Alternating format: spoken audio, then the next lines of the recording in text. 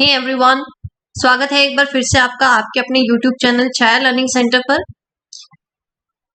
आज के लेक्चर में कंट्रोल एंड कोऑर्डिनेशन को कंटिन्यू करते हुए हम डिस्कस करेंगे कोऑर्डिनेशन इन प्लांट्स। लेकिन उससे पहले हम एक बार एक छोटा सा रिकैप कर लेते हैं कि हमने लास्ट लेक्चर में क्या डिस्कस किया था।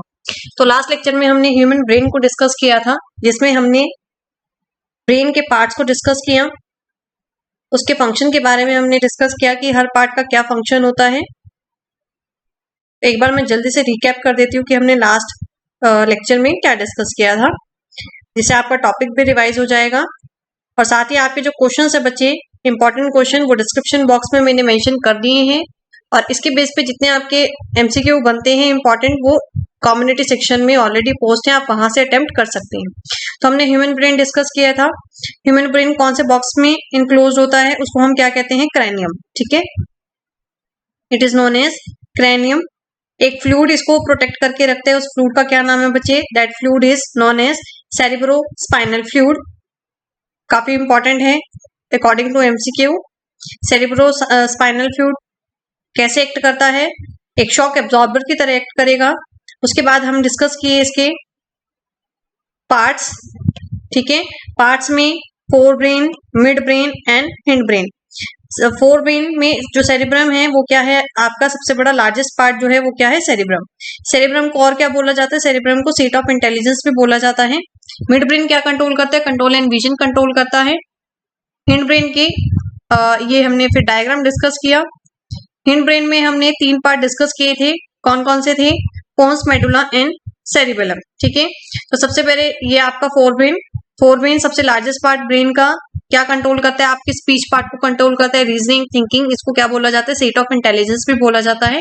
4 तरह के लोब्स में ये डिवाइड है, कौन कौन सा, frontal lobe, parietal lobe, occipital lobe and temporal lobe. ठीक है, ये 4 लोब्स हमने डिस्कस किए थे। इसके साथ साथ इसके फंक्शन जो हैं वो मैंने डिस्क्रिप्शन बॉक्स में आपको मेंशन किए हैं, लेकिन फिर भी एक बार मैं आपको यहाँ पे बता देती हूँ कि टेम्पोरल, फ्रंटल, पेरिटल, ऑसिपिटल, इनका क्या रोल होता है। ठीक है, तो यहाँ पे जो फ्रंटल लॉब है, फ्रंटल लॉब क्या करता है, फ्रंटल लॉब का क्या काम है, फ्रंटल लॉब रीजनिंग के साथ एसोसिएट करता है। पेरिटल लॉब, फ्रंटल लॉब किसके साथ एसोसिएट करता है बच्चे, it is associated with the reasoning. Parietal lobe general sensation, जैसे प्रेशर फील कर रहे हो, टच है, पेन है, ये कौन सा लॉब बताएगा आपको, पेरिटल लॉब। ऑसिपिटल लॉब आपकी विजुअल परसेप्शन से है और टेम्पोरल लॉब जो है वो साउंड्स को इंटरप्रिटेट करने में, जो लैंग्वेज आप सुन रहे हो, ठीक है, उसकी जो मेमोरीज है वो कौन क्रिएट कर रहा है, वो टेम्पोरल लॉब क्रिएट करता है। ठीक है, तो ये फंक्शन आपसे पूछ सकते हैं, तो इसलिए मैंने आपको यहाँ पे इसके फंक्शंस आपको बता दिए, चारों लोग किसके साथ एसोसिएट करते हैं, और इसका आंसर आपको डिस्क्रिप्शन बॉक्स में मेंशन है। ठीक है, इसके बाद हमने क्या किया था बच्चे, हाइपोथैलेमस। हाइपोथैलेमस क्या करता है, आपके हंगर को कंट्रोल करता है। पिट्यूटरी ग्लैंड, मास्टर ग्लैंड बोलते हैं इसको, ये हार्मोन्स की हेल्प से क्या करता है, बॉडी फंक्शंस को रेगुलेट करता है। मिड ब्रेन का क्या काम है, मिड ब्रेन आपके जो इनवॉलंटरी एक्शंस होते हैं, सॉरी, आपकी जो सेंसेस से रिलेटेड है, vision, hearing, motor control, alertness, temperature regulation, तो ये सब कौन कंट्रोल करता है, मिड ब्रेन। हिंड ब्रेन में हमने 3 पार्ट डिस्कस किए, मेडुला, पोन्स एंड सेरेबेलम। तो मेडुला क्या करता है, आपके इनवॉलंटरी एक्शंस जो किससे, खाने पीने से रिलेटेड है, सलाइवेशन है, वॉमिटिंग है, स्वेलिंग है, कौन कंट्रोल करेगा, मेडुला कंट्रोल करता है। पोन्स आपकी रेस्पिरेशन को रेगुलेट करता है और सेरेबेलम क्या करता है, पोस्चर मेंटेन करता है। तो ये था एक छोटा सा ओवरव्यू आपने जो लास्ट लेक्चर में डिस्कस किया। इसके क्वेश्चन रह गए थे, पहले हम क्वेश्चन डिस्कस करते हैं, उसके बाद हम अपनी आज की क्लास का जो मेन टॉपिक है, that is coordination in plants, उसको डिस्कस करेंगे। तो सबसे पहला जो क्वेश्चन है, what is the difference between reflex section and walking. Reflex section और वॉकिंग में क्या डिफरेंस होता है, तो रिफ्लेक्स सेक्शन आपको पता है, आपके जो आप एकदम से जो रिस्पॉन्स देते हो, तो रिफ्लेक्स सेक्शन जो है बिना सोचे समझे जो आप आपके जो थॉट्स है वो किसके अंदर आते हैं, आपके रिफ्लेक्स सेक्शन के अंदर। वॉकिंग जो है टेक प्लेस आफ्टर थॉट, आपने एक बार सोचा कि हाँ कि आपको चलना है, तब आप चलोगे, लेकिन रिफ्लेक्स सेक्शन में ऐसा नहीं होता।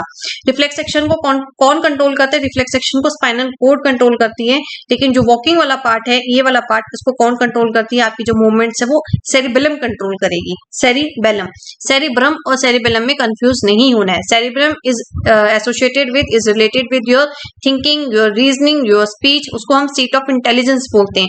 लेकिन आपकी जो चलना है, लिखना है, आपके ये जो पोस्चर से रिलेटेड पार्ट है वो कौन कंट्रोल करेगा, सेरिबेलम कंट्रोल करेगा। रिफ्लेक्स एक्शन इनवॉलेंट्री एक्शंस हैं और जो वॉकिंग है वो क्या है आपका एक वॉलेंट्री एक्शन है। Okay, next question, what happens at the synapse between two neuron. Two neuron के बीच में, साइनेप्स आपको पता है साइनेप्स क्या है, एक जंक्शन है किसके बीच में, एक्सोनल एंड और डेंड्राइट्स के बीच में। इस गैप पे क्या होता है, आपकी जो इलेक्ट्रिकल इंपल्सेस है वो किसमें चेंज हो जाएंगी, केमिकल सिग्नल्स में चेंज हो जाएंगी। किसके थ्रू होंगी, न्यूरोट्रांसमीटर फिर उन सिग्नल्स को कहां लेके जाएगा, आपके ब्रेन तक लेकर जाएगा। ठीक है, तो साइनेप्स क्या है, एक जंक्शन है, यहाँ पे क्या हो रहा है, आपके सिग्नल्स कन्वर्ट हो रहे हैं इस गैप के बीच में। ठीक है, okay, which part of brain, तो एक बार फिर से बता देती हूँ what happen at the synapse. तो साइनेप्स इज अ जंक्शन, किसके बीच का जंक्शन है, बिटवीन एक्सोनल एंड डेंड्राइट। क्या होता है इस गैप के बीच में, गैप जो है इन दोनों के बीच में जिसको हम साइनेप्टिक क्लेफ्ट भी बोलते हैं। तो यहाँ से जो इलेक्ट्रिकल इंपल्स है वो कहाँ रीच करेगी, टर्मिनल लोब्स पे रीच करती है एंड देन यहाँ पे केमिकल रिलीज करती है जिसको हम क्या बोलते हैं, न्यूरोट्रांसमीटर। ये केमिकल जो है इस गैप के अक्रॉस, इस गैप को क्रॉस करके एक इंपल्स की फॉर्म में कहा जाता है, दूसरे डेंड्राइट के पास जाता है टू द नेक्स्ट न्यूरॉन। तो इस तरह से आपका जो सिग्नल है वो क्या करता है, पास होता है। Next, which part of the brain maintain posture and equilibrium, कौन सा ब्रेन का पार्ट पोस्चर और इक्विलिब्रियम को मेंटेन करता है। तो अभी मैंने आपको बताया था कि जो सेरिबेलम है हिंड ब्रेन में प्रेजेंट होता है और किसको कंट्रोल करता है, आपकी बॉडी के बैलेंस को, आपकी बॉडी के पोस्चर को मेंटेन करता है। Next is, how do we detect the smell of agarbatti. अगरबत्ती की स्मेल को आप कैसे डिटेक्ट करते हो, तो स्मेल से रिलेटेड कोई भी, यानी कि यहाँ पे क्या आएगा, ऑल्फैक्टरी रिसेप्टर्स का काम है।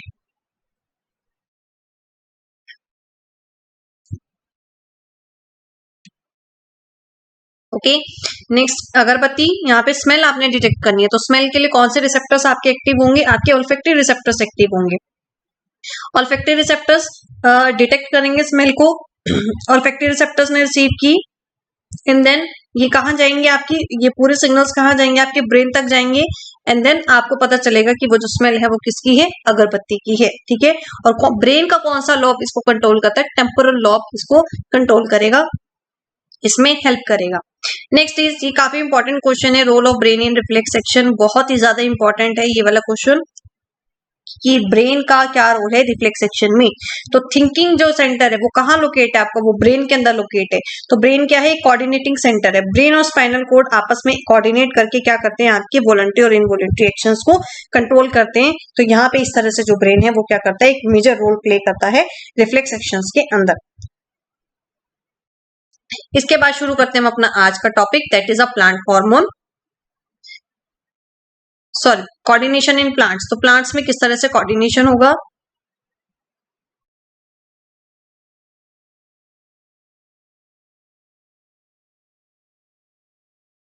तो आज की क्लास का जो इंपॉर्टेंट टॉपिक है, आज के लेक्चर का मेन टॉपिक जो हम डिस्कस करने वाले हैं, that is a coordination in plants.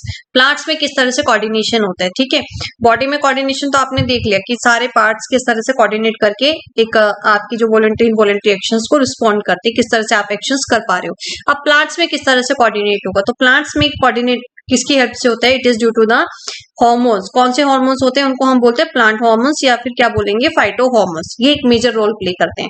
Hormones के सिक्रीशन, एक केमिकल का सिक्रेट होना, इन हॉर्मोन्स की वजह से क्या होगा, प्लांट्स के अंदर कोऑर्डिनेशन होता है। तो अब यहाँ पे दो तरह से जो प्लांट्स है वो मूवमेंट कर सकते हैं। किस तरह से मूवमेंट करेंगे देखते हैं। Now the movement is due to two types. एक होगी आपकी tropic movement and then another one is nastic movement. तो दो तरह के मूवमेंट्स प्लांट शो करते हैं।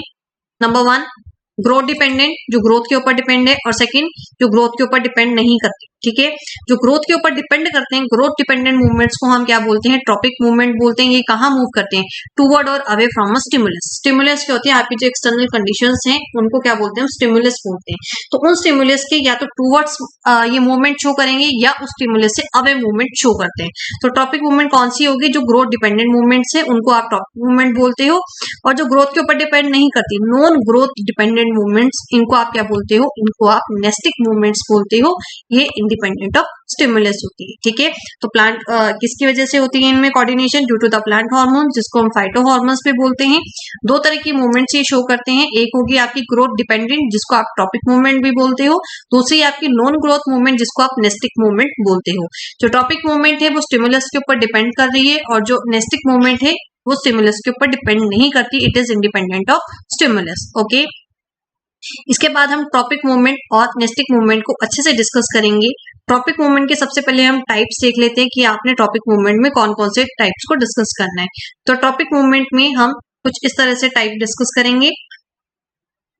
इसके जो टाइप्स हैं, इसमें हमने टोटल 5 टाइप डिस्कस करने हैं। Phototropism, geotropism, hydrotropism, chemotropism and thigmotropism. ठीक है, फोटो किसके साथ एसोसिएट है? लाइट। आपको पता चल रहा है लाइट वर्ड जब आते हैं तो वहां पे हम क्या यूज करते हैं? फोटो।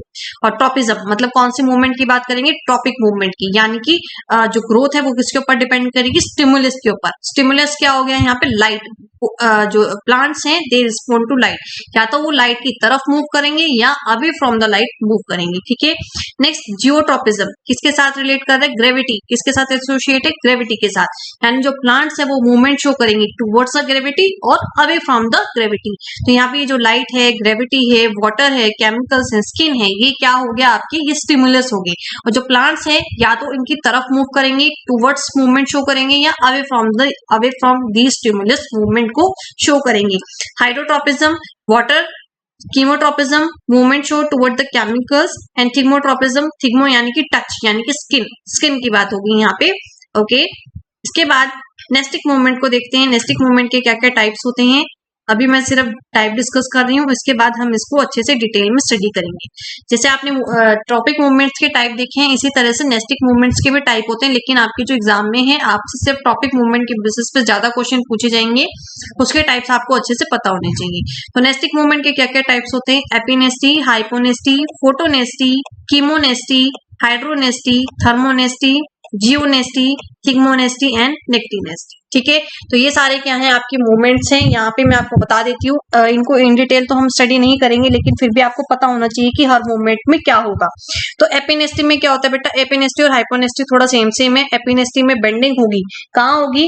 डाउनवर्ड बेंडिंग होगी लीव्स की, और हाइपोनेस्टी में क्या होगी? अपवर्ड बेंडिंग होगी। अब आपने देखे प्लांट्स में या तो लीव्स नीचे की तरफ झुकी होती है या प्लांट्स ऊपर की तरफ होती हैं। उन मूवमेंट्स को हम क्या बोलते हैं? एपिनेस्टी और हाइपोनेस्टी। एपिनेस्टी में जो लीव्स है डाउनवर्ड बेंडिंग होगी, ठीक है, और हाइपोनेस्टी में अपवर्ड बेंडिंग होगी। ठीक है, इसी तरह से फोटोनेस्टी लाइट को रिस्पॉन्ड करेगी, लेकिन उस डायरेक्शन में मूव नहीं करेगी, जैसे कि पेटल्स का ओपन होना। ठीक है, या इसको हम मोनोफ्लावर की उसमें भी देख सकते हैं। तो मेनली ओपनिंग ऑफ पेटल, ये लाइट का यूज तो करेंगी लेकिन उस डायरेक्शन में मूवमेंट को शो नहीं करेंगी। कीमोनेस्टी किससे रिलेट करेगा? आपका केमिकल से रिलेट करेगा, केमिकल को रिस्पॉन्ड करेगा। ओके, इसी तरह से हाइड्रोनेस्टी किसको रिस्पॉन्ड करने वाला है? वाटर को रिस्पॉन्ड करेगा। Humidity, it response to humidity, जैसे ह्यूमिडिटी में कुछ चेंज आएगा प्लांट जो है वो मूवमेंट्स को शो करेंगे। थर्मोनेस्टी किसको शो करते हैं? वेरिएशन इन टेम्परेचर, जैसे ही वेरिएशन होगा टेम्परेचर में तो ये प्लांट्स क्या है? कुछ ना कुछ मूवमेंट शो करेंगे। यहाँ पे मेनली क्या आते हैं? आपके ट्यूलिप फ्लावर्स आते हैं, और आपकी जो क्या आती हैं? ट्यूलिप फ्लावर्स आते हैं इसके अंदर, थर्मोनेस्टी के अंदर। जियोनेस्टी की बात की जाए तो जियोनेस्टी में ये ग्रेविटी को रिस्पॉन्स करेंगे। थिग्मोनेस्टी आपके टच को रिस्पॉन्ड करेंगे, जैसे ऑब्जेक्ट को टच करते हैं, जैसे कि आपके इंसेक्टिवोरस प्लांट्स हो गए। जैसे आप इंसेक्टिवोरस प्लांट जैसे इंसेक्ट को डिटेक्ट करते हैं तो वो क्या करते हैं? उनको कैच कर लेते हैं। ठीक है, तो ये उसके लिए है। नेक्टिनेस्टी इंपॉर्टेंट है काफी, ये क्या शो करते हैं? स्लीपिंग मूवमेंट शो करते हैं। जैसे कि आपने देखे कुछ फ्लावर्स दिन में क्या हो जाते हैं? ओपन हो जाते हैं, और इवनिंग में क्या हो जाते हैं? क्लोज हो जाते हैं। ठीक है, तो फोल्ड हो जाते हैं। तो ये कौन से प्लांट्स होते हैं? ये कौन सी मूवमेंट शो करते हैं? नेक्टिनेस्टी, जिसको हम स्लीपिंग मूवमेंट भी बोलते हैं। ठीक है, तो नेम से आपको पता होनी चाहिए कि ये कौन सी मूवमेंट शो करते हैं और कौन सी मूवमेंट में क्या हो रहा है। इन केस एमसीक्यू क्वेश्चन या केस स्टडी में आपसे पूछ ले तो आप उसको अटेम्प्ट कर सको।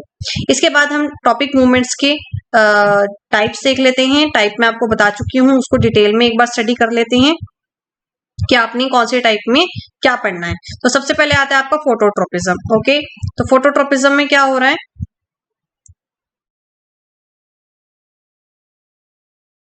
Plants response towards the light, जैसे कि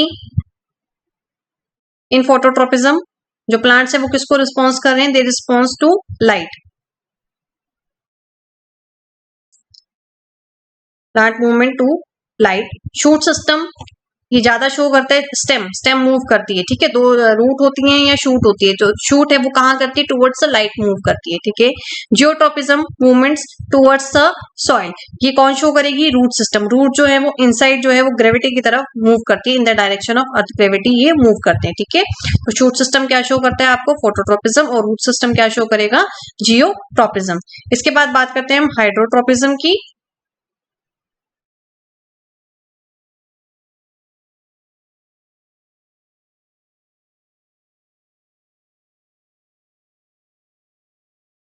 hydrotropism movement towards the water, तो यहाँ पे स्टिमुलस क्या होगा ये मैं आपको बता चुकी हूँ, स्टिमुलस इज वाटर, और जो प्लांट है वो मूवमेंट शो करेंगे towards the water.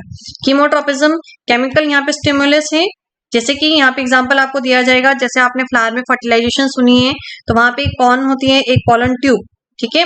This type of movement कहाँ आपको देखने के लिए मिलेगी, growth of pollen tube towards the ovule during the fertilisation in flower. ये फ्लावर का जब आपने स्ट्रक्चर पढ़ा होगा उसमें आपने ये स्टडी किया है, तो वहां पे आपको कौन सी फिनोमेना देखने के लिए मिलती है, वहां पे आपको कीमोट्रोपिज्म देखने के लिए मिलेगी, ठीक है।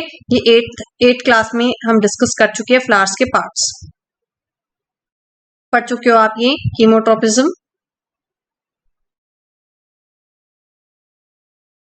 कीमोट्रोपिज्म के बाद आता है आपका थिग्मोट्रोपिज्म। थिग्मोट्रोपिज्म जो है यहाँ पे जो मूवमेंट है वो कहाँ होगी, टच को, जैसे कि आपकी जो टेंड्रिल्स हैं, जैसे कि आप मनी प्लांट की या कोई भी देखो वो क्या करती है, उसको थोड़ा सा आप सपोर्ट दो तो वो उसी के अराउंड क्या है वो क्लिम्प हो जाती है, उसी डायरेक्शन में मूवमेंट जो है वो शो करना शुरू कर देती है। तो वो कौन सी हो गई आपके, ये कौन से हैं आपके, थिग्मोट्रोपिज्म, ओके। इसके बाद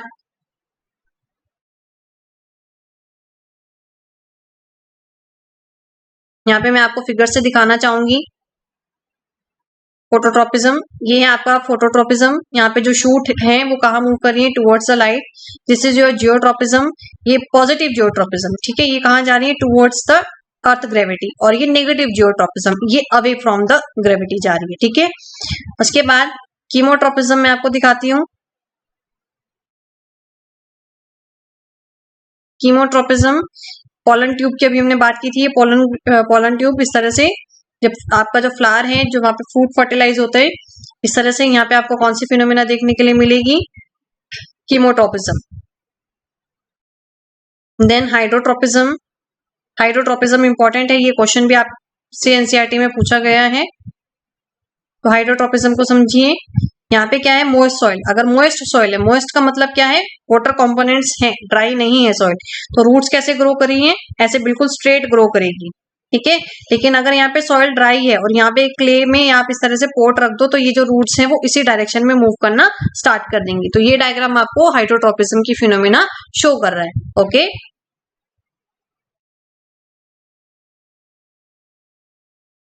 इसके बाद इसका डिफरेंस देख लेते हैं।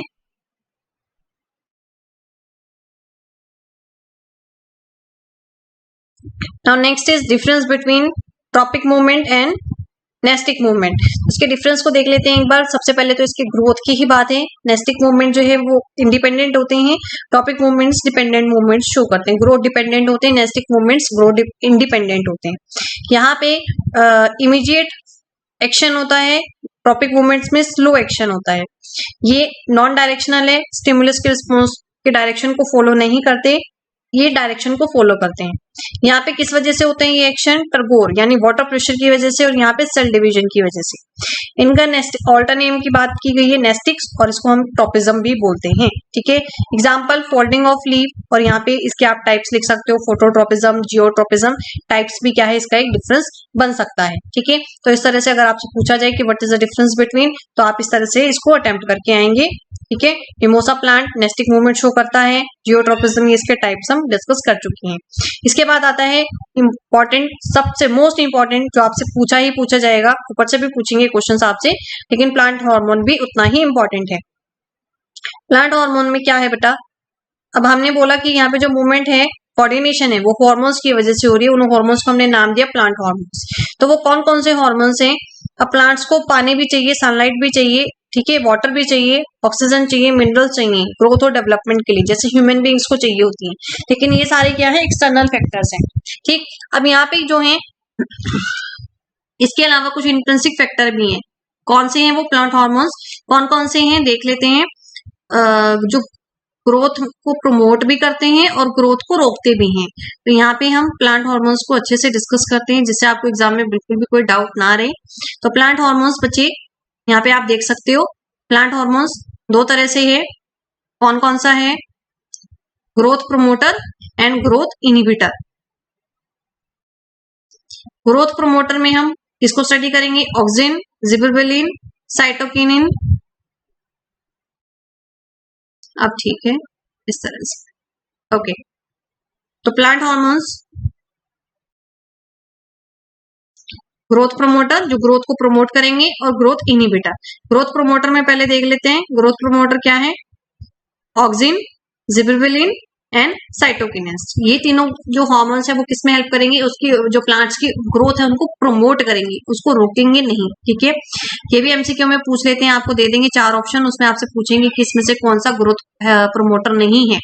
और ग्रोथ इनहिबिटर कौन सा है आपका? एब्सिसिक एसिड और इथाइलिन। ये क्या है आपके दो ग्रोथ इनहिबिटर्स हैं जो ग्रोथ को रोकने में मेजर रोल प्ले करते हैं। कौन कौन सा? Abscisic acid and ethylene. Abscisic acid and ethylene. Okay, अब इनका फंक्शन हम देख लेते हैं कि इनका फंक्शन क्या है और ये कहां पे प्रेजेंट होते हैं।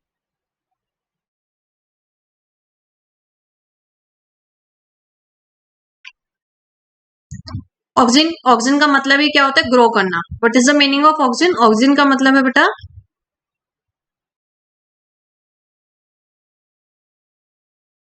The meaning of auxin is to grow. और ये कहाँ होता है? स्टेम की टिप में ऑक्सिन प्रेजेंट होता है।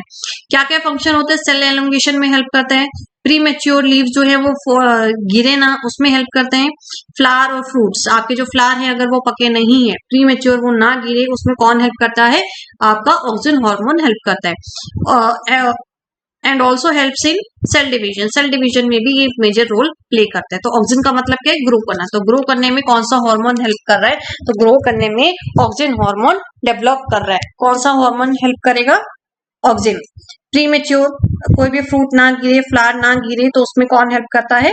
Auxin hormone. सेल डिवीजन की बात हो, सेल एलोंगेशन, सेल से रिलेटेड कोई भी बात हो तो कौन आएगा बेटा वहां पे? किसकी आप बात कर रहे हो? ऑक्सिन हार्मोन की। ओके, कहाँ होता है ये स्टेम की टिप में आप इसको फाउंड कर सकते हो। It is found in the stem tip. इसके बाद हम बात करते हैं जिबरबेलिन, जिसको हम GAS भी लिखते हैं, यहाँ पे A कैपिटल आएगा। ये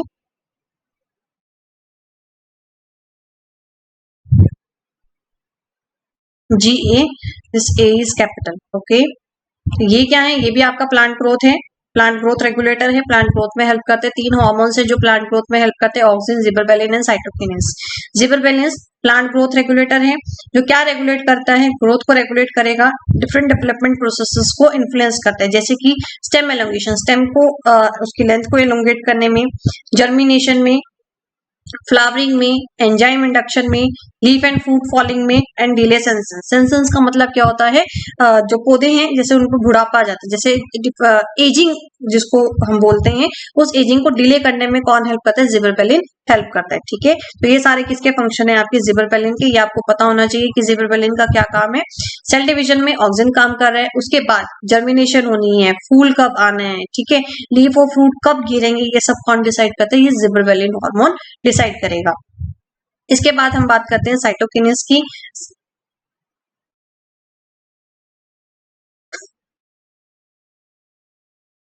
साइटोकिनेस प्लांट रूट और शूट सिस्टम में सेल डिवीजन में हेल्प करता है और नेचुरली प्लांट्स में सिंथेसाइज होता है। इसका काम क्या क्या है, इसके फंक्शन हम देख लेते हैं कि हर हार्मोन का फंक्शन जो है आपको पता होना चाहिए, तभी आप एमसीक्यू क्वेश्चंस को अच्छे से अटेम्प्ट कर पाओगे। ये किस में हेल्प करता है? एपिकल डोमिनेंस में, क्लोरोप्लास्ट फॉर्मेशन में, न्यूट्रिएंट्स को मोबिलाइज करने में, and delay the leaf senses. जो लीव्स हैं वो मुरझा जाती हैं, उनके ऊपर जो एजिंग आ जाती है उसको डिले करने में कौन हेल्प करते हैं? साइटोकिनेस हेल्प करते हैं। इसके बाद बात की जाए एब्सिसिक एसिड की, तो एब्सिसिक एसिड कौन सा है? एब्सिसिक एसिड को हम स्ट्रेस हार्मोन भी बोलते हैं क्योंकि ये ग्रोथ को इनहिबिट करता है, ये प्लांट्स को बढ़ने नहीं देता। ठीक है, तो ये कौन सा हो गया आपका? Growth inhibitor. Abscisic acid is growth inhibitor, is a growth inhibitor. ठीक है, और क्या बोला जाता है इसको, स्ट्रेस हार्मोन। तो स्ट्रेस हार्मोन से के नाम से पूछा जाए तो आप कौन सा अटेम्प्ट करके आओगे, आप एब्सिसिक एसिड को अटेम्प्ट करके आओगे। इसके बाद इथाइलिन, इथाइलिन में भी और मे बी नोट आपसे एग्जाम में पूछा जा सकता है, ठीक है। तो राइपनिंग ऑफ फ्रूट्स में कौन हेल्प करता है, इथाइलिन हेल्प करता है। बस इतना याद रखना कि जो राइपनिंग ऑफ फ्रूट्स में कौन हेल्प करता है, इथाइलिन, ठीक है। तो 4 हमने